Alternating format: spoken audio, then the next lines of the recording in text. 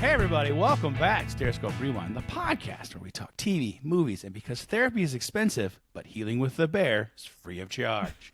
I'm Jeff. And I'm Amy. Hello, Amy. How are you doing right now today? And we're doing a very lazy Sunday. Are you having a lazy Sunday recording? I am. I went and got my coffee. Ooh. I'm still in pajama pants. It's a good day. I love that. I know. Yeah. I had a little slow morning. I went to an event last night where we tried have you been to an escape room? Have you done an escape room yet? I have not. I've always wanted to, but then a part of me feels like, what if we never get out? I'm spoiler alert. They just let you out if you don't do it in the time allotted. Sure? Yeah, I promise. It's not like a Squid Game situation? No, well, I'm sure that exists in the United States or the world, but not in the San Fernando Valley. No, okay. It's not. No, we did one last night that was like horror themed, like scary horror theme based, and it was fun because it had an actor in it. So like you go into the room and it's scary, and we were taken by a serial killer, and if we couldn't escape within 45 minutes, we would die. And you run around doing clues, and the actor's there like talking to you like he's been in the basement for years. And it was scary in the beginning, and then after you get in there and lights come on, it was fun. Like it was fun. Is he another trapped person? Yes, he's a guy Okay. that's been. His story is he's been trapped in the room for a couple years. He's your guide. Kind of, yeah. And there's a point too where like he doesn't really help you because of course he can solve the room in 10 seconds, but he will say things like, "You guys, maybe we should look for more clues," or "Hey, maybe we should. Hey, you found 3 of those things. There might be a few more in the room. Let's look around." Look over there. Yeah. Look over. What's over here, everybody? And then, so I'm sad to report we were close, very close, by 90%, but we did not, and we died. I mean, do you really want to take advice from a guy that's been trapped down there for years? I know. You've been there for you know what? I never thought of that. I'm like, I'm not listening to you. You have been down here. Yeah. For a minute. We hear, that's true. And we are such friendly fools that like the actor came out, and once you finally find, you kind of, anyways, the actor shows up in the event and in the room, and then we're such weird Midwesterners because all of us are from somewhere in the Midwest. It literally, we're like, "Brian, where are you from? What's your favorite food? How long have you been doing this?" And Brian's just like, "Maybe we should look for clues." And we're like, "No, Brian, tell us more about Chicago." You want to get a drink after this, Brian? Like, Brian, if we get out alive, you got to come to pizza with us. It's gonna be fun. So funny. We literally were chatting with Brian, and you could tell the actor was just like, "We should look for more clues." And we're like, "No, Brian, tell us more about you." I'm on the clock, guys. You guys are literally on the clock. Find more clues. That's funny. So I really liked it. It was really fun. I thought it'd be scary. It was not. It was actually really fun. It had some anticipation moments that I think everyone needs in their life. Just a little, you're just like a little weirded out. You're like, I don't know what's going to happen. And there was a couple places in the room where like it was really dark and you had to go in there to look for clues. No. And then you're in there. You're just like, no. Something's going to pop out. No. And there was one thing we had to do. And there's one guy in the group that's like, he loves the horror genre. And I was like, "That's your job. You're going in there. I'm not going in there anymore. My room is too weird. You die first." Yeah, you go in there. I'm not going in there. But it did get me a few times with some jump scares. So, but I had a good time. Good. I'm glad. Yeah, it was super fun. And shout out to Brian from Chicago. I'm sorry we killed you. And I hope there's glizzies or hot dogs in heaven because we kept talking about getting a glizzy. We're like, "We got to get glizzies, Brian." He's like, So "I really funny. want a glizzy right now." And I'm like, "Let's get you some glizzies." Oh my gosh. Yeah, I did. I'm glad you had fun. Yeah, no, I was a little apprehensive because that's not really my thing. Sure. And I did experience the first time in my life, because I haven't really seen any horror films, and they've seen them all and they love them. Like, have you seen Halloween? No. You've never seen Halloween? No, I haven't seen any horror films. Oh, I think Friday. I like those kinds. Nightmare on Elm Street Part 1. I've seen that one, but that one took me back so far when I was a kid that I was like, no more. I couldn't sleep for a week. Like, I was like, I don't know why it hit me. I bet I could go now. I'm a big boy now. I put on big boy pants. But I mean, the more like thriller like ones are better, but anything that has to do with like exorcisms and that kind of stuff, I don't do those. Anybody that's going to be crawling on a ceiling, I'm out. Yeah. But I think, well, they now, all of them now, my buddies I was with are all like, oh, now we have to do movie nights. We got to show you Halloween. We got to show you this. And so, and my buddy was just like, I'm jealous of you. Like what I say to people too, where I'll be like, I'm jealous. Now you get to see it for the first time. Yeah. You know? So I had that little twist of fate where I usually do that to people where I'm just like, what? You haven't seen La La Land? They got to do it to Amy. you. Hello, Amy. And so it was funny. So I'm looking forward to watching some of the classics like Halloween, you know. And even then, and then they started debating. It was a point at like we went to a brewery afterwards, and they were debating their favorite films. It was the first time I've been in a film conversation where it was like Greek. It was just like another language. Yeah, that's cool. Which was fun. So I look forward to trying some of the classics. Yeah, they're not that scary. Yeah, I have a funny feeling it'll be fine now, but I probably still won't watch them alone. I admit it. No alone for Jeff. Nope. Understandable. No. Whew. So you, anything exciting, or are you good? I'm good. I spent my day volunteering yesterday. Ooh, that's fun. It was very hot, and our tools, some of our tools broke about an hour in. So there's a lot more was it manual. Like a digging, or were you doing like some kind of where you had to use like outside like weed tools? whacker? Yeah, weed whacker. My God. We're using a weed whacker and like a blow machine and power washer, but the weed whacker lost charge like an hour in, and we didn't bring the charger port. Yeah. And that was like our saving grace. We needed it, and our power washer wasn't getting enough pressure. Okay. And so it was just kind of like a really strong hose, which is not what I envisioned in my brain.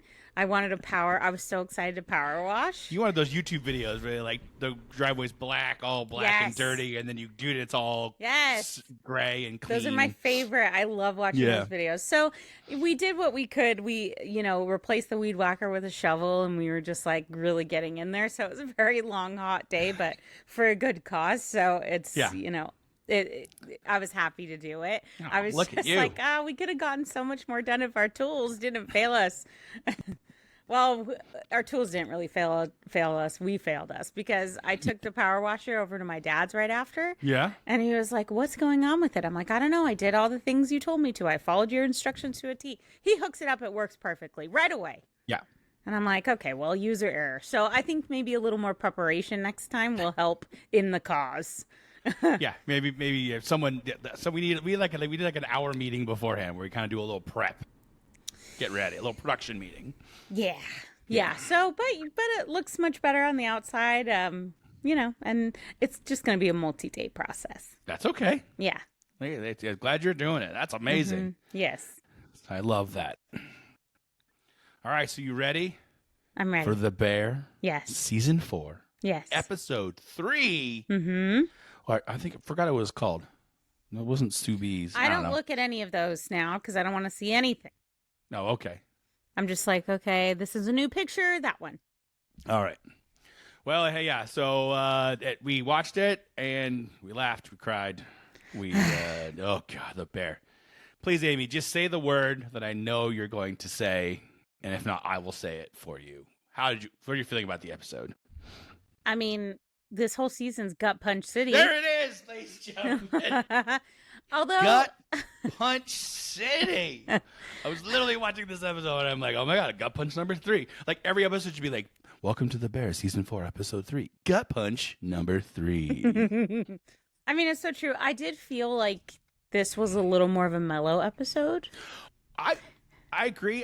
Mellow and a little uplifting. Like a lot more green in the kitchen, a lot more green pieces of paper in the kitchen. Chef Sydney is allowed to like actually cook.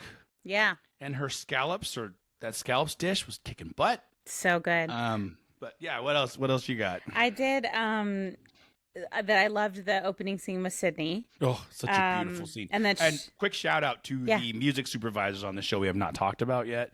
I don't know if it's I don't know who's at FX or Fox is running their music system, but their music selections are just perfect. Yes, agreed. Yeah. And that we finally got a more mellow episode, and it felt like such a self-reflecting episode, and that Carmy's, thinking about all of his interactions and how he's moving through the world and how he's interacting with his employees and coworkers, and it just felt he's thinking more about like his legacy and what he's doing, but also that it just felt more like a connected team rather than disjointed. And it was emotional and beautiful and a reminder of why they're all doing what they're doing. Yeah. So that was my feeling. It's heavily heading in the direction that you and I were like, we're kind of like, we were like guessing or predicting that like it's going to get smaller and smaller. And then I love that the beef is showing up at night. I think the beef should be I think it should be the appetizer or somewhere in the meal. Like, the beef, like you can make an even smaller sandwich so it doesn't like ruin the appetite. But I know sometimes those fancy meals aren't full of crazy amounts of food. So it's beautiful and delicious, but I know it's not like, we're not getting you're not getting like an 80, you're not getting a 5-pound T-bone on your chip plate, No.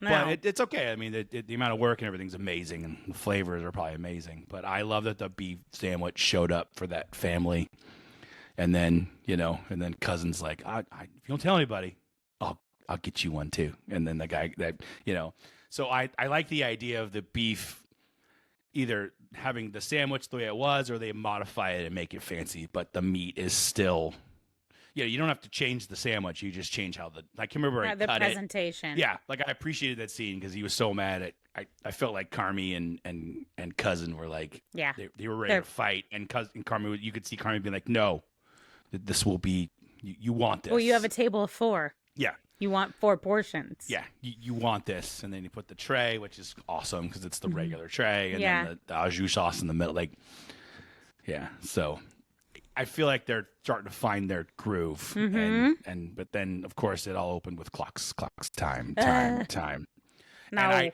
I'm such a nerd that I'm starting to do the math. So one of the times was 524 hours, which is just under 22 days. Okay. And then at the end at like 5:14, so I think it's still just around. Well, I'm Carmen in this scenario. Yeah, so yeah. I can't do math. Yeah, trust me, I had to use the spreadsheet and then do things, and I put that in our show notes. I was just like, all right, I don't even know what the time means anymore. So I was like, all right, I'm going to figure this out. So it looks like they have if that's what that time clock is. I think it's hours, right? It is hours, yeah. Hours, minutes, seconds. Right. So that's just about 22 days. Just give or take. Okay, so there's time. There's still time, and there's the red line was it was evening out. Flat. It was flat. Yep, we're breaking even now. It was flat. We're not going down. Yeah. So, but I appreciate that they're just jam packing these episodes. Every scene matters, and like, why is Richie looking at Japan? What's going on there? Oh, is that what he was looking at? Yeah, I was like, it was what, Kyoto. It was like how to travel to Kyoto. Kyoto's in Japan, right? I didn't get that wrong. Oh, maybe he's going to learn their tea service rituals. Ooh. Maybe Richie's the travel one. Yeah. Yeah, I think it was Kyoto. Yeah. I mean, he had forks, though, but... Yeah. But, so, and yeah. So, what else? Anything else for the episode? We can do shout-outs next, but anything else from the episode? No, I just liked that we knew this was going to kind of happen when you're forced into a situation where you have no money and you have to work with what you got and you're forced into simplicity. It kind of gets some clarification on things and you gain clarity of, and I just think, I like the direction it's going in. Me too. I'm so excited. And it's one of those things where, like, whether they win or lose, I don't care. Like, I feel like all the characters, I mean, of course I want them to win, but I meant, like, there's so much growth happening. And, like, I love Carmy. Carmy's chasing some demons, and then, of course, at the end with Claire, he goes and she's chasing her own. Like we've said in the past, like they're both people that are chasing some problems. Yes. And that's why they're so good together. That's why I thought they were good together. Agreed. They just need to communicate better. And I loved the part where they started yelling at each other at the same time. I felt like it was a moment where they both needed to yell They both needed to yell. Get it out. But not totally hear what everyone was saying. They just needed to yell. They just needed to yell. Agreed. Yeah. And then he's like, I love you. And you just see her face. She's like, whoosh. Huh? She's like, wait, what? That's not what I was getting from the situation. Really? But yeah, my gut punch from that scene is right at the end. It got real quiet and still, and he leaned a little bit, and she, like, you saw her just, I don't know if that's what he was trying to do, but that's how I took it, where he kind of leaned a little bit, like maybe trying to kiss her or get closer, and she was just like, all right, I gotta go. I was like, oh! I mean, Gut punch. Yeah, no. It's fair. Everything that was said and done in that moment there was no villain in that moment. Yeah. Sad. All right. Any surprise moments or scene shout outs besides Carmy and Claire Bear, which I'm so glad Claire Bear showed back up. I know. As soon as I saw it, I was like, Jeff's going to be so happy. Yeah. We started running. Several.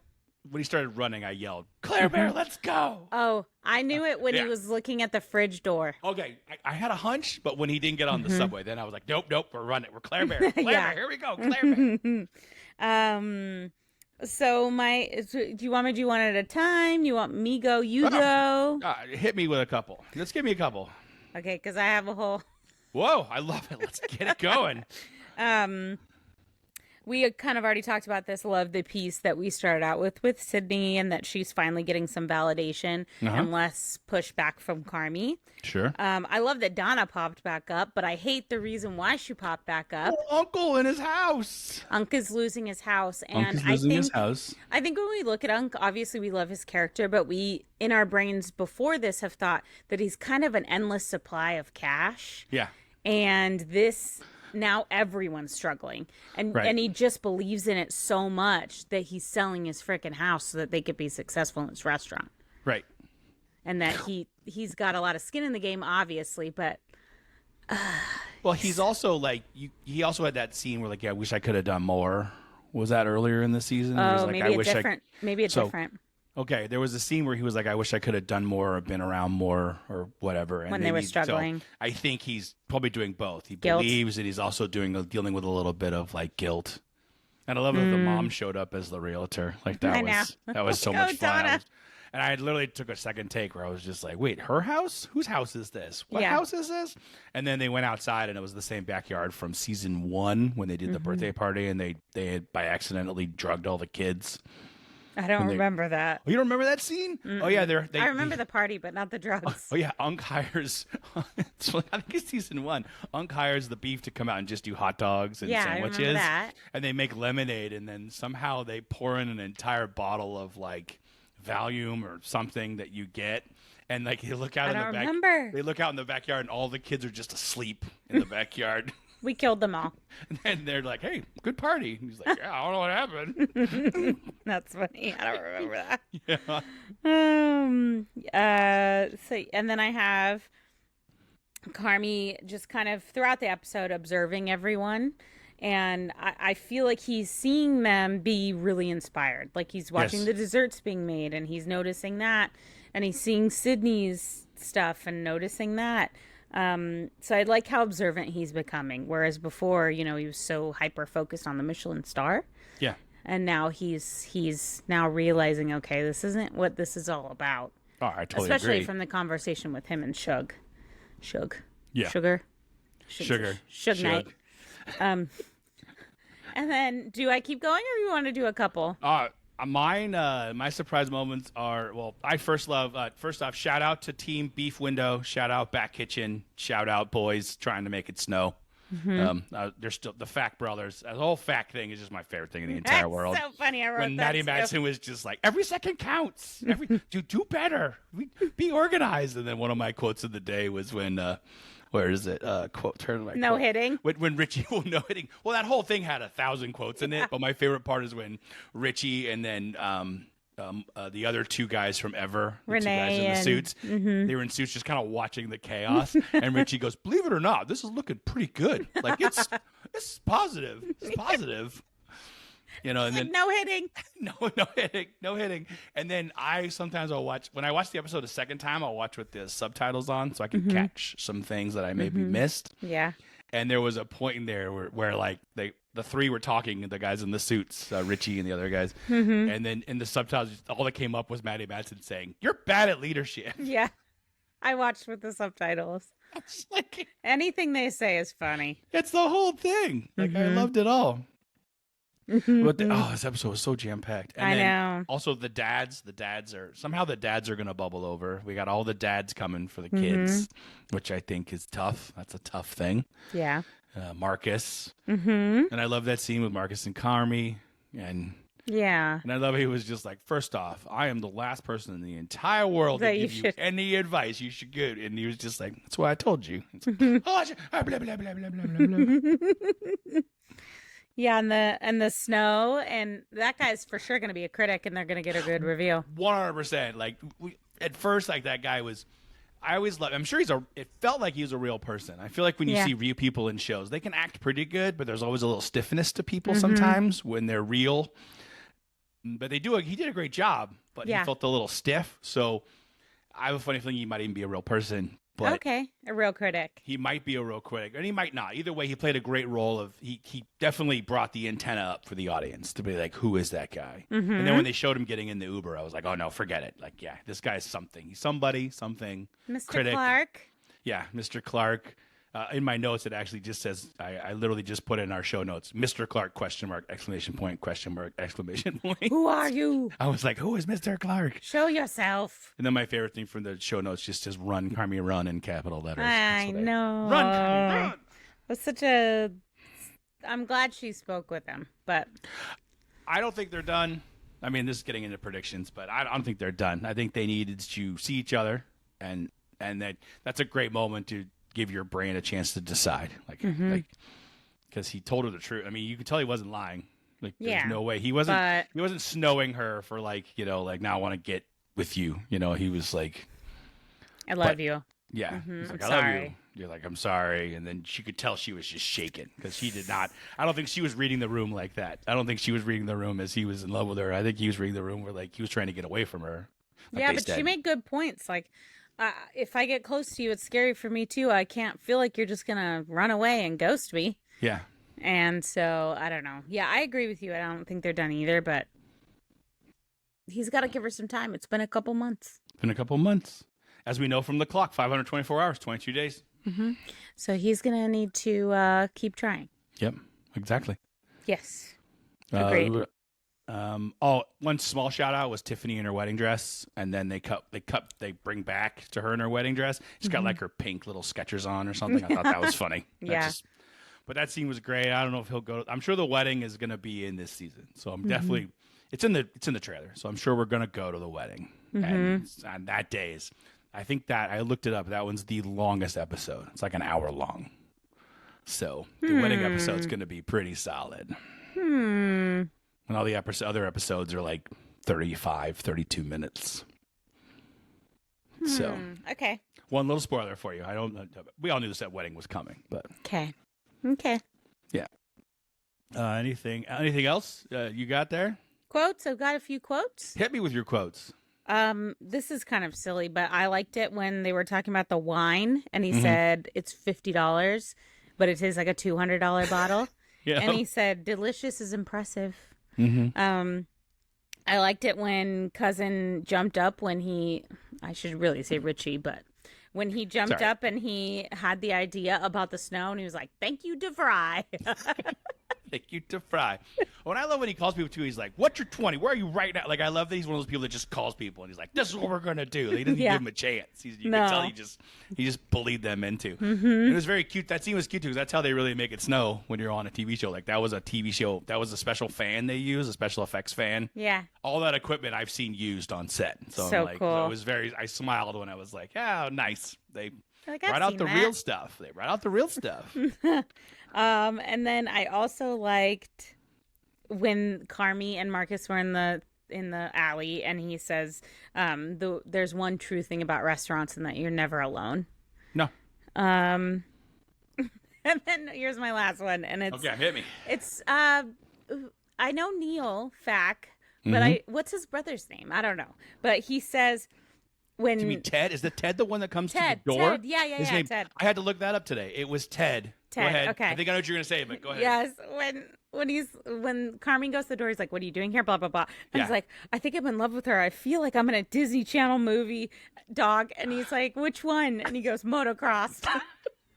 I have the same exact quote. Because I audibly just started laughing out loud when he said that. Motocross, and I was just like.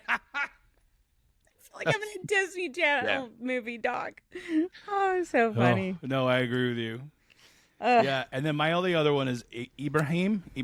Oh, I loved Ibrahim. I'm hoping. Well, shout out Rob Reiner, one of the greater directors we've ever had. I love that he showed up, and I don't think the show would mess with us with bringing in some evil person in to try and mess with the restaurant. So I'm just going on faith that this guy's who he says he is. He's going to try and help.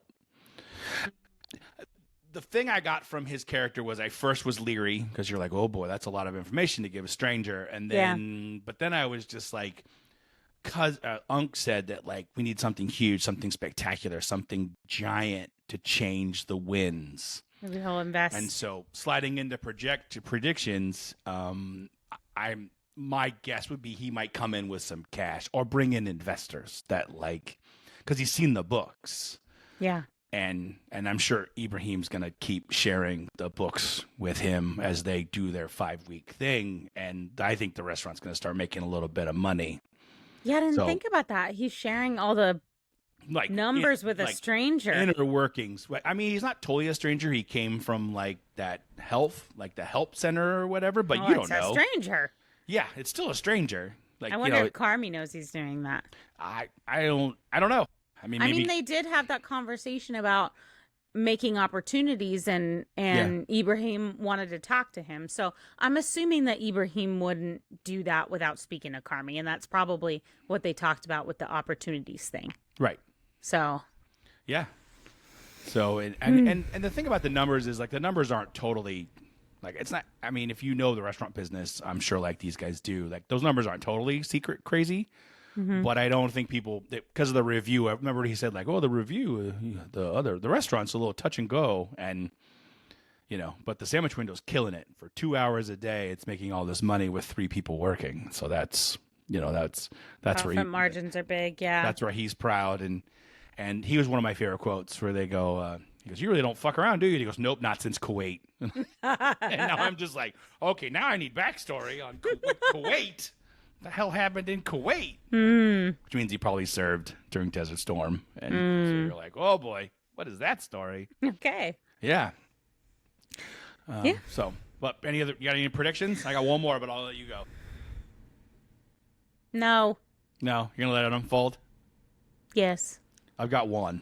Let's hear it. Tina to desserts. I thought the same thing. Okay, we're on the same page on that one. Yeah, because when Marcus was like, I need firepower, I was like, oh, there it is. There it is. Yes. Sorry, I forgot about that. But yes, agreed. Tina and Marcus work really well together. And that whole scene where she catches the dessert and she's like, I'll help Marcus. And he did say he needs firepower, so you're probably right. Firepower. She'd be perfect because he needs a better line cook. He just does. I'm not trying to make fun of Tina, but you need someone who can. I know nothing about the restaurant business, so but I just do know that like every position in the kitchen is like any other job. You need the strongest players on the field, and right now she's not from what we saw on the show. Those 2 minutes are making that's a long 2 minutes. Mm-hmm. Yeah, you're probably right, Jeff. So I think Tina to desserts, and I don't know who's going to replace Tina if they do that. And then my other long-term prediction is because Carmy at the end of the episode was like, I need to make a change to the agreement. Oh, what is that? The agreement is the restaurant agreement between him and Sugar? Sydney. Oh, him and Sydney. You know the thing they keep asking her to sign? Yes. Okay. She has not signed it yet. I think that's considered the agreement. Do you think he's going to give it to her? I think what you brought up earlier about how Carmy is seeing everyone work so well. I think he's coming to the conclusion that he's the problem. That is my knowing nothing. I have read nothing online. If I nail this, please, I that's my guess is that he, after talking to Claire, it doesn't mean he won't be there, but maybe he makes instead of Sydney being like chef de cuisine, I think was what they call her. Maybe she'll be she'll be number one chef, and maybe he'll come in and just help expedite or do whatever. But I have a feeling he's going to change the roles because right now he's like, I have a funny feeling in the agreement. I know they're kind of like 50-50, but Sydney's always being like, I want to do this, and he's just like, no. So it seems like he has a little more no power, and I have a funny feeling he's going to take some of that away because right now the scallop is killing it. Yeah, and everybody was like, oh, the scallop's perfect. Change something perfect. Which is like a... I feel like he's felt like he's lost. First off, lose the spark. Mm-hmm. And then they were like, I stopped smoking. And then the one chef was like, oh, that's going to save your palate. And he was just like, haven't noticed yet. Haven't noticed. So something is wrong with Carmy and his palate and his taste, his everything. Oh, so okay. There is my long-term guess. I don't know if he leaves. I don't know. What would he even do? Okay. I don't know. We have to let show him full, but that'll be my weird, like, home run shot that I'm calling. Somehow because everyone's working well but him. Yeah. Like Jessica's killing it. Richie and uncle or cousin in the dining room are killing it with the snow and, the beef sandwich. And, Richie. Yeah, you're right. Yeah, cousin he'll get there. Shoot. So, I didn't mean to make you feel bad. That's okay. I just didn't think about that. But it's a good point. You're totally probably spot on. No, I don't want to believe it. Okay. Well, maybe not. Maybe not. I could be totally wrong. Well, we're about to go watch episode 5. What are we on? 4. Don't go to 5. You'll miss 4. I can see Amy being like, next week. What happened? Episode 4. You'll be like, wait a minute. I never saw that part. I'd be like, did you watch 4 or 5? Did I miss something? All right, well, we did it again. I love it. The bear. I can feel it catching fire because you and our conversations are better. I feel like the show is catching some heat because our conversations are better. Not better, but like we have more notes and we have a little more passion for the show right now. So I can tell we're getting just as excited as the show is. Yes, that's what I'm saying. I'm not saying that we weren't excited for 1 and 2, but like with 1 and 2, we were more like, hey, we're getting there. It's now we're warmed getting up. somewhere. And then you and I came with just sheets of notes. Well, it is still torture to turn it off after 30 minutes. It did it to me again this morning because I was rewatching, and then there's that FX down there. Boom. No. I was like, no, stop. No, I'm excited to watch the rest, and I hope I'm wrong. Carmy's there forever, and we love Carmy. We love you, Carmy. Get your shit together. All right, if you like today's episode and you're still here, you gotta subscribe. You gotta like us. You gotta follow. 5 stars. Do all the things. That's how we get noticed. And that's how we can keep bringing this to everybody. We love doing it, so we're glad you're here. Amy, see you again soon after we watch episode 4 coming up next. Amy, do your thing. Thank you for rewinding with us. Toodaloo.